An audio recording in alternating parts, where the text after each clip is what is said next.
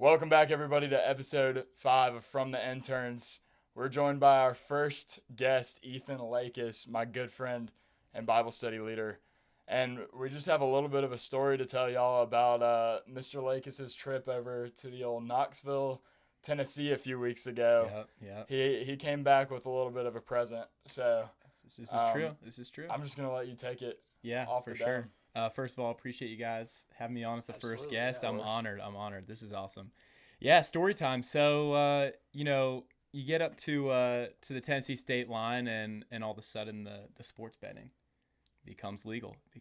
So, me and the guys had some fun with that. We had about 5 of us in the truck heading up just north of Knoxville to camp out for the weekend, go to the game and everything. And everyone's just referring each other, free plays, promos for new users, all that stuff on those apps, and the classic FanDuel, DraftKings, Bet365, whatever all the normal ones are. And I had actually used most of my like new user promos this summer because I'm from Virginia, so it's legal up there. Obviously, not legal down here. So I was really just kind of getting some referrals, not really doing anything crazy, but I ended up getting my roommate, Luca, to sign up using my referral code on DraftKings. And what that gives you is just one bonus bet, can't be split up, 25 bucks. And I was just like, I don't really want to be following this all weekend. All I have on here is one bonus bet. No need to worry about it. I'm just going to set a bet on NFL for Sunday so I can have something when we get back into the Georgia state line to watch and to sweat out and everything. I'm going to place, I'm just going to place a little NFL parlay and set it and forget it, not open DraftKings the rest of the weekend. So I ended up landing on a 15 leg full week 2 slate parlay after Thursday night's Washington versus Green Bay game, and picked all money lines, straight money lines. Went down the list of whatever order it was on DraftKings, and yeah, it was honestly no real thought into it. I was just kind of looking at it, thinking, I like this, I like that. Of course, had to pick my Ravens, go flock. And just it was not all favorites. I had some of the non-favorite games, like I think it was Colts Broncos. Colts were underdogs there, and I took them. Seahawks Steelers. Seahawks were underdogs there. I took them. The weirdest one I think to me was Bucks Texans on Monday night. The Bucks were like plus 145, and the Texans really didn't look good in week 1. So I'm like, this is kind of weird. But again, just really quick, kind of like 5 minutes, if that, just clicking through all of them.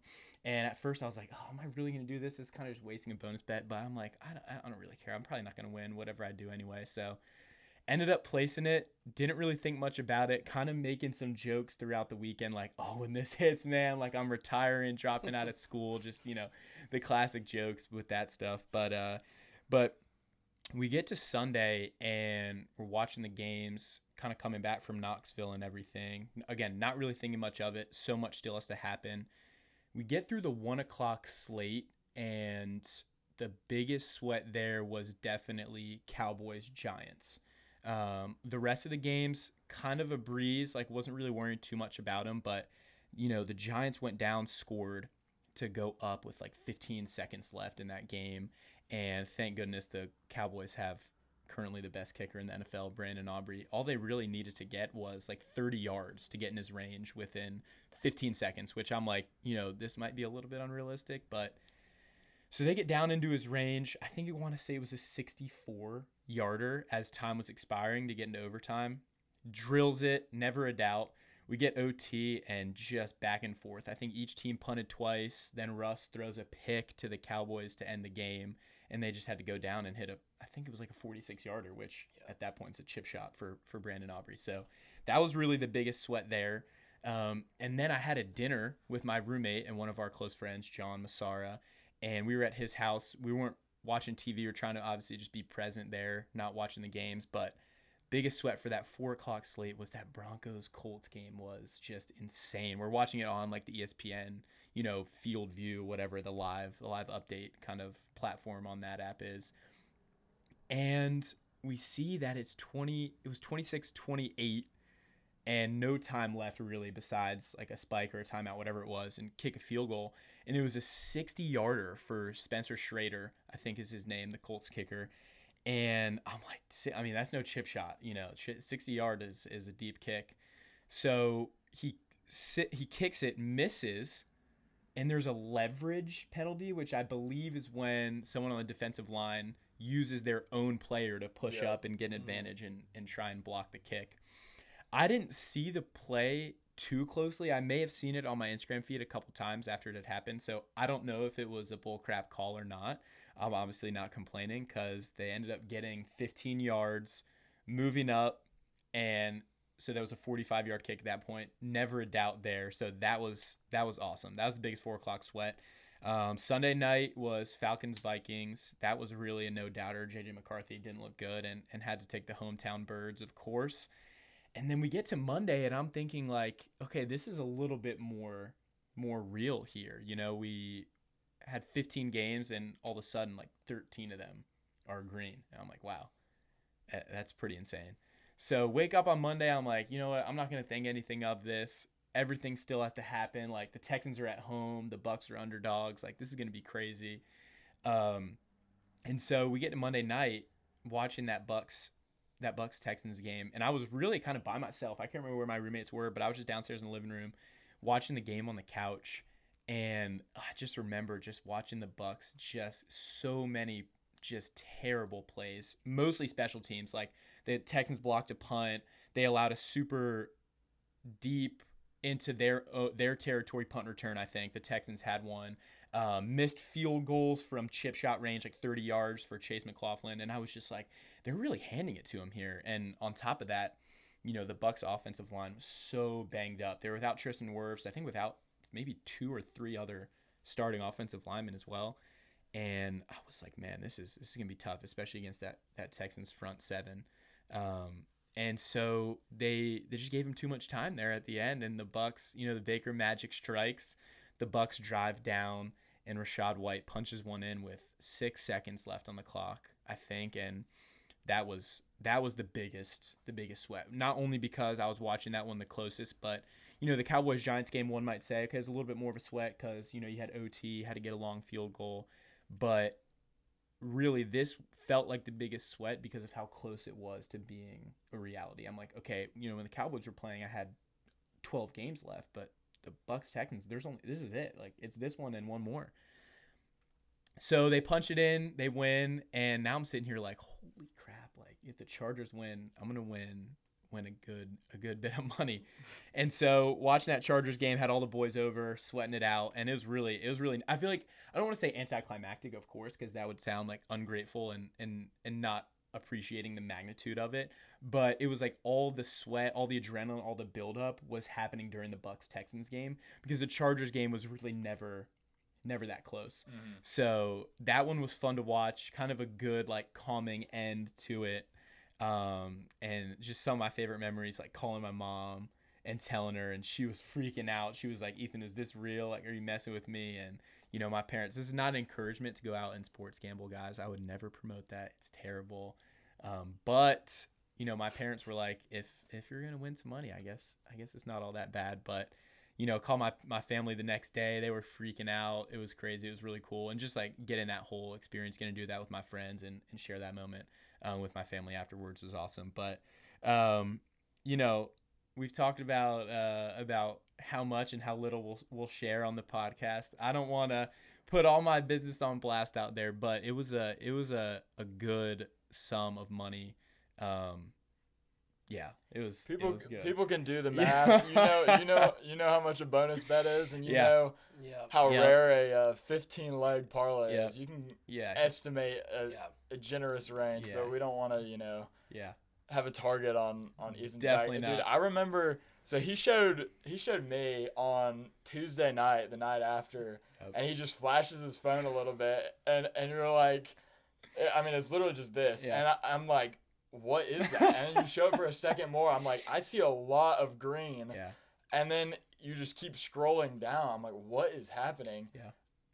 I don't even know how to describe. We sat there in the crew parking lot for a probably good chunk 30 of time. minutes just talking, just so confused at how that's even possible. Yeah. Because it's a once in a lifetime thing for sure. 100%. I did the math on the 100%. odds after, and I'm not gonna say it because then you can just straight up guess, but it's literally like he is one of 10 people that will do this probably this year out of millions of people that will attempt it. Yeah. So I think that goes back to like what you said. It's not promoted. It's obviously dumb, but it's free money and it was legal. So, pretty sick. I was saying after this to our roommates, we're all good friends, and I was just like, not to glaze, but I was just saying this literally could not happen to a better person and your situation. Go a little bit into like, what are you studying? What year are you in? That kind of. Yeah, for sure. Yeah, and I agree, and obviously I'll get a little bit more into kind of where I'm at just in the life path and everything, and how this definitely. I mean, it's awesome and it's really really cool. It's something that I don't take for granted. Obviously, a blessing from the Lord to be able to have won that, and just kind of praying through, why did I win? Where am I going to spend this money, and kind of how is this gonna affect my life and choices and everything. So I'm studying finance and accounting. I'm a finance undergrad, and I'll graduate this December, and then I'll be starting the Masters of Accounting program here at UGA through the pathway starting January of 2026. So I'm getting close to the end here. It's gone by really fast, really so did you want to I was just add gonna to the say, background? so I mean, on top of that, what's sort of your plan right now with what you're going to do with that? Yeah, so said income. It's something that I think will be split up for sure. I don't want to put all of it into long-term investments and have it so that I'm not kind of mentally planning any of it until I retire, because I feel like that's sort of what my long-term investment plan is now. But at the same time, I don't want it to just sit in like a 0.1% savings account and really not do anything for me. So I think really the money will mostly go towards kind of those young adult postgraduate initial expenses. I have a long-term girlfriend, so looking at engagement ring and everything, and then potentially whatever else may come with graduating college, rent and stuff for an apartment. So that is something that I think will probably end up being not long term, but definitely not tomorrow. Hopefully that like 3 to 5 year ish range. So something that's a little more liquid for sure. I can kind of take money in and out, not only literally, but kind of mentally, where I'm like, okay, I don't feel as bad taking this out of a long term kind of investment account and plan. But I definitely don't want to just sit in there and not growing and not working for me. So I'm excited about that. Definitely parents, of course. And as a finance major, I can make decisions on my own, but I'm also surrounded by some great people who are smart and know what they're talking about. So I'll have a lot of good advice in that. But I think honestly, just investing, whether that's how to split up short term, long term, but just having the money work for me, and then eventually take it out when it's necessary. Come post grad life. Yeah. Has there been a purchase you've done recently that you might want to share? Like, did you buy a Bama ticket with it, or did you anything recently? Yeah, no, that's a great question. I'm trying not to let it, affect my mindset too much about like, oh, now I can just go out and buy stuff, because again, I feel like this is my PSA. Like, don't sports gamble, don't fit even when you don't. My friends are like, oh, you got to reinvest in another parlay. Of course, half joking, but I would say that I'm really just trying to let it be more for the future, more for the, kind of the necessary life expenses rather than some wants purchases and some unnecessary things. But I was fortunate enough to be able to take my girlfriend, and then my best friend and his girlfriend went out to dinner. That was really, honestly, one of the only big purchases I've made with it so far. Went to ZZ and Simone's over there in 5 Points. If you guys have been, that's an awesome restaurant. Was that off the initial deal that you said during it? Yeah, I heard. I think David was saying you initially said you were gonna do that if it happened. Yeah. So that was definitely part of the initial deal, and I know whoever's watching this of my friends, I made a couple of empty promises, I'm ashamed to say, just because of course I never thought that it was gonna happen. I was telling one of my close friends that I'm like, oh dude, I'm gonna get you new golf clubs. We're gonna go get you lessons. You're gonna get right, and everything like that, just kind of messing around. And so I never actually thought it would happen. So I'm sorry, Austin. I will not be buying you new golf clubs. But yeah, the dinner was definitely one of the initial things, and I was really, fortunate to have the opportunity to treat them. That was really cool. They're special people, and so I couldn't have imagined a better way to kind of make my first big purchase. And then my other friend was celebrating his anniversary with his girlfriend, and I was like, oh dude, I got your anniversary dinner if you guys go. So that was really the other big purchase that I made. Just kind of trying to treat people, and be unselfish with it for all the people that were there. Those guys were both in the car on the trip with me, so I like to think they're part of the ride. And want to treat them and be able to bless them for that. So other than that, really put the I'd say 95% of it away. I left a little bit of it for some spending money, but I don't really have too many, things that I'm looking to buy right now, looking to make big purchases on. The Bama ticket obviously would have been a huge expense, but I was so fortunate to have my parents in town for that. That was their first game in Sanford Stadium, so they were excited to get to experience a home game. Couldn't have imagined a better opportunity for them with the night game against Bama at home. So that was really cool. But I was fortunate enough to have them here, so didn't have to buy those tickets by myself. So yeah, really just dinners, honestly, if you think about it, and the rest of it just going away for a rainy day. Yeah, when he was first telling me the story, I was kind of thinking, like, I feel like you owe the guy that you referred a little bit of it, because if it wasn't for him, you wouldn't have had that free bonus play. And he thinks the same exact thing. He was in my ear yesterday. He's like, Ethan, I feel like you owe me a little something, being the guy that referred you. So I'll have to take care of him sometime here soon, and we'll see what I can do for that. But yeah, those are all really my roommates and closest friends. They're some great guys, and I couldn't imagine better people to celebrate that with, and then also better people to share that experience with, and be able to bless them. So for sure. Is this sort of a newfound, do people respect your opinions a little bit more when you're talking ball? I have been asked that. It's funny, it almost seems like every single day is a new person texting me or coming up to me like, bro, like, I heard about this crazy parlay win. Like, you got to give me Josh Bowden today. He was like, you got to give me your picks, dude. I'd pay $20 for your premium Discord or whatever. I'm like, you guys are trolling, man. But no, it definitely has been funny to interact with all those people, especially people who maybe have a little bit of like sports gambling or betting in their history. And, I was making up some funny jokes. I'm like, man, I'm gonna drop out at school. I'm gonna grab a stack of cash. I'm gonna go post up on the hood of my car outside of a gas station, money spread down my arm, post an Instagram picture and caption it, we hit plays like this every single week. Join the Discord, first month free. After that, it's like $800 a month or something. Just some outlandish number. But obviously that's all jokes aside. But that'll be the thumbnail. That'll 100% do it. AI generated. Yo, can you put this kid flexing outside a gas station? But yeah, no, I definitely have had a couple people ask me like, bro, you got to give me the picks. Like, what's the parlay and everything? And I just try and tell them, it was a lot of luck. Probably the luck I used up for about the rest of my life, maybe. But yeah, no, it was awesome, and I like to think I know ball a little bit better, and I played a part in making the right picks for sure. So, it can't 100%. It's all fully just 100% analytics. Crunch the numbers, check the stat. Yeah, no, 100%. Well, we should have you on our pick section, because we've been oh struggling my a little gosh, bit lately. I would love that. Just a little warning. I called it unlocks yesterday because I'm 0 for 6. I have not hit a single pick, and that's why I guess this is a great segue. Matthew's 4-2. I'm 0 and 6. Heck yeah! Wow. So we're just gonna go ahead right into it. I love it. We need that Kentucky prediction. We it. know this guy knows ball. You can trust. Yeah. You can trust what he's gonna say here. Obviously, not advice for anything, of course. Of course not. But Yeah. So, I'm just I'm thinking back to all I've seen out of Georgia football. Obviously, been following them a lot closer than I have Kentucky football this year.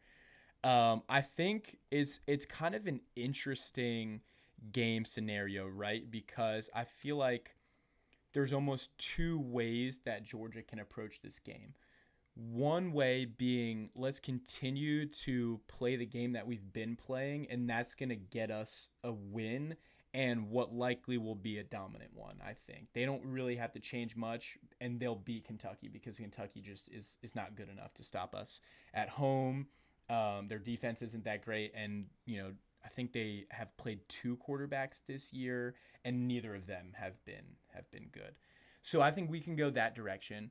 But I also think we have an opportunity to kind of test some things, change some things up, and see what, I don't want to say an entirely new offensive scheme, but just some more misdirection, fun, different ways to kind of approach the offense that we can see, okay, what will work and what will not work. And while that may not result in a dominant win, I really think that even if I don't want to say messing around, but if we're just testing a bunch of stuff throughout the entire course of the game, I think Kentucky is the team that we can do that against and not have to worry too much about losing. Yep. So, I think Kentucky's been really effective running the ball this year, multiple 100-yard running games from single running backs. I think Seth McGowan is one of them. Yep. He's had a couple of good games. I can't remember the other guy's name, but again, if UGA can contain the run on defense and force a couple of turnovers, I know Kentucky played South Carolina last week, and Lenore Sellers accounted for no touchdowns, and they lost by 22. So I think it was a fumble recovery, touchdown, and a pick six. So, if we can put the ball on the ground or have the whichever quarterback's playing throw it to us instead of the guys wearing their colors, I think this game could get out of hand pretty quickly. I just don't know. Kirby and this UGA team are not known for really pouring it on people as much as we would like them to. But again, I really think if there's any opportunity to do that, it's at home between the hedges, coming off of a tough loss to Alabama. And I really think this is a time where we can reestablish some of that dominance that we've been known for in recent years. And again, it's SEC play, so we're going to really want to be locked in for that. And I just think it sets the tone kind of for the rest of the season. If this one's close, even if we are kind of, again, testing some new things and seeing how it works, I feel like that's a little bit of a red flag going into the rest of the season against a Kentucky team like this. So I just want to see domination. I really want to see this to be a complete blowout. Again, I know that's not what we're known for, but we need to get the ball rolling after that Alabama loss last week. So if I'm going to put predictions out there, last time we played Kentucky at home, it was 51-13. I think was the score in 2023. Yeah, and last year was 13-12. So a lot less of a scoring margin there. I think I read somewhere the spread's 20.5, I think, for the game. So I don't want to be 0-1 in my first ever pick, but I would take Georgia to cover the spread at 20.5. I think this is maybe not necessarily a 51-13 blowout, but I think we could see this be a 3 touchdown plus kind of margin in this game here. And I just think, again, we look to reestablish that dominance, especially in an SEC matchup. Yeah. I mean, dude, I think that was top tier analysis for the first absolutely for the first podcast show. I like what you said a lot about, I mean, this is really just a game where you can test things because like you said, Kentucky's run game is their whole offense. That's their whole identity. Their physicality is their identity. And that's something that has been Georgia's defense's identity as well, as the ability to stop the run game. So I think, like you said, it'll be a good clash. Georgia's got the talent gap there. So I think it's something that they'll shut them down and be able to have an opportunity to really show some new things. One thing I'm just going to take over for a second and say I really want to see a Talon Taylor deep ball touchdown. Yep. Hate that for him. Really just want to see him be, incorporated and see the ball in the end zone. Yeah, I have a funny story about that one. I know you guys have already done the Bama talk, but we're watching that game, and was that a third down play? That deep shot, or was it second down? I think it was second. It wasn't first down. It wasn't first down for sure. Whatever down it was, I don't know, but he doesn't play. You don't see number 11 on the field, and he came in, and it was kind of I think it was a 2-receiver set, if I'm remembering correctly. It was one on each side, single receivers on each side. And my roommate next to me, he knows, again, I'm from Virginia, so I didn't really grow up following college football too much. I don't stay super up to date with transfer portal rosters and stuff. So I didn't know who he was. I mean, also given that he's a freshman and that was his first time on the field, I think. My roommate's next to me, he goes, "Yo, you need to watch number 11, shifty freshman. If he's in the game, something's up." Sure enough, and we had the angle, so we were on the if you're standing under the scoreboard, we were on the left side of the stadium. And so we had the angle where the ball was obviously not coming at us, but he was running a little bit diagonally this way. And I remember Gunner drops back to throw it, and he lets it fly. And I'm like, dude, that is way overthrown. Like, that does not look like a good pass. And sure enough, he runs right under it. It was an absolute breadbasket ball, wide open, of course. Who else? Not only the guy that my roommate was telling me to watch out for. And I don't know what it was, just like he jumped, and I don't know. They're saying number 11's cursed. Yeah, with is. Jumping for wide open balls. Initially, what I said was this literally Arian Smith. Not a knock on him, but I mean, but it's the exact same thing where Arian used to just jump for it and just drop it and jump for no reason. Yeah. But I mean, like you said, not to knock on him. I've seen him make some insane catches in the NFL already. Yeah, some insane attempts at catches, but. I think he bounces back too. I think he bounces back. I remember. I think, freshman jitters. Your first time out there, and you get a play drawn up for you, and it's like, wait a minute, like this is the real deal in a close game, one that you want to win so badly, and I think that just got the best of him right there. Young, inexperienced guy, and that'll round out with time. Obviously, a talented kid, and he'll figure it out. I trust it. I want to see them let him loose. I don't want that to be like, okay, now he's not going to touch the field again. I want that to be like, okay, he got open pretty handedly, had 4 or 5 yards separation, and a ball just dropped. It's going to happen from time to time. So I'd like to see them let him loose in the Kentucky game and see if he can go out there and make a play, which I think he will. I agree. And I think it's something that, Kirby, you talked about, you hope this is something that he sees the field again. Kirby was so adamant on Monday at the presser just about how much of an impact he's been to the team, and it seemed like fully opposite mindset of we're taking this kid out because he made this mistake. It's more so exactly like you said. This is literally his biggest moment of his football career, and it was drawn up for him, and he didn't make the play. Yeah. But you got to remember the fact he's open. Right. He's going to be open again. Right. So I agree. I mean, you love to see it. Yeah. That's the one big positive I think you can take away from 100%. that whole debacle for sure. But I mean, do you have an official? You said 3 touchdowns. Yeah, do you have an official. I'll give an official score prediction here.